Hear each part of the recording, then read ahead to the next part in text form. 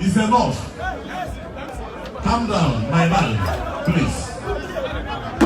Ladies and gentlemen, the hour has come for the sophisticated members of Akuluno United Brothers Association of Nigeria, led by His Excellency High Chief Dr.